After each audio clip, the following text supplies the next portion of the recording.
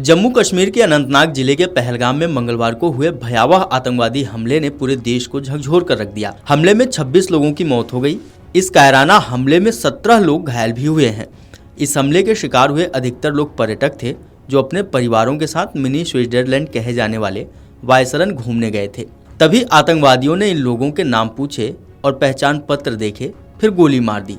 आतंकी हमले के बाद भारत ने बड़ा फैसला किया है, जिसके बाद अब पाकिस्तान की मुश्किलें बढ़ जाएंगी। भारत ने पाकिस्तान का उच्चायोग बंद करने का फैसला लिया है, पाकिस्तानी नागरिकों के वीजा रद्द करने का फैसला लिया है, अटौरी बॉर्डर भी बंद करने का फैसला किया है।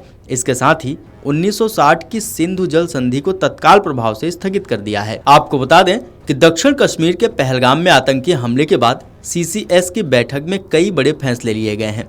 विदेश सचिव विक्रम मिस्री ने एक प्रेस कॉन्फ्रेंस को संबोधित करते हुए इसकी जानकारी दी है। मिस्री ने कहा, आज शाम प्रधानमंत्री की अध्यक्षता में सुरक्षा मामलों की कैबिनेट समिति की बैठक हुई। CCS को पहलगाम में मंगलवार को हुए आतंकवादी हमले के बारे में विस्तार से जानकारी दी गई, जिसमें 25 भारतीय और 1 नेपाली नागरिक मारे गए थे। कई अन्य लोग घायल हुए थे।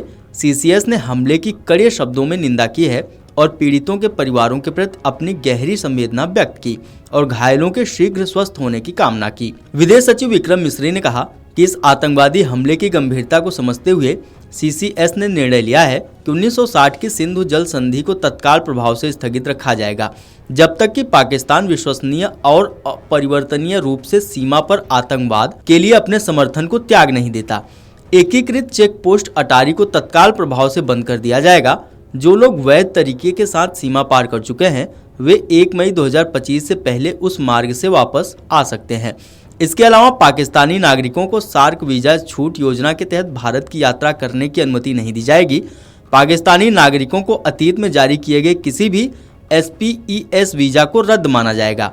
SPES वीजा के तहत वर्तमान में भारत में मौजूद किसी भी पाकिस्तानी नागरिक के पास भारत छोड़ने के लिए 48 घंटे हैं। नई दिल्ली में पाकिस्तानी उच्चायोग में रक्षा, सैन्य, नौसेना और वायु सलाहकारों को अवांछित व्यक्ति घोषित किया जाता है। उनके पास भारत छोड़ने के लिए 1 सप्ताह का समय है। भारत ने इस्लामाबाद स्थित भारतीय उच्चायोग से अपने रक्षा, नौसेना और वायु सलाहकारों को वापस बुलाएगा।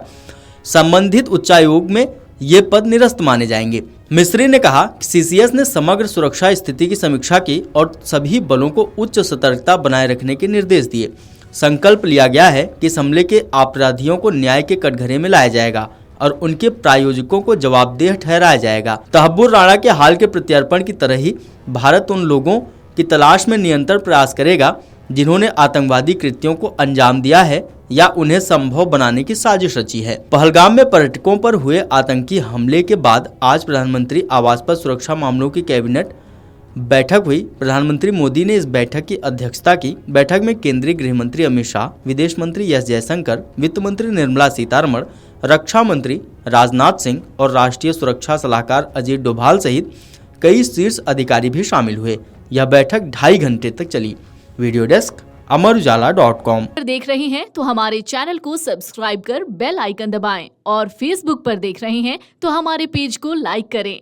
8 मिलियन प्लस सब्सक्राइबर, आपके इस भरोसे के लिए बहुत धन्यवाद। देख रहे हैं तो हमारे चैनल को सब्सक्राइब कर बेल आइकन दबाएं और फेसबुक पर देख रहे हैं तो हमारे पेज को लाइक करें।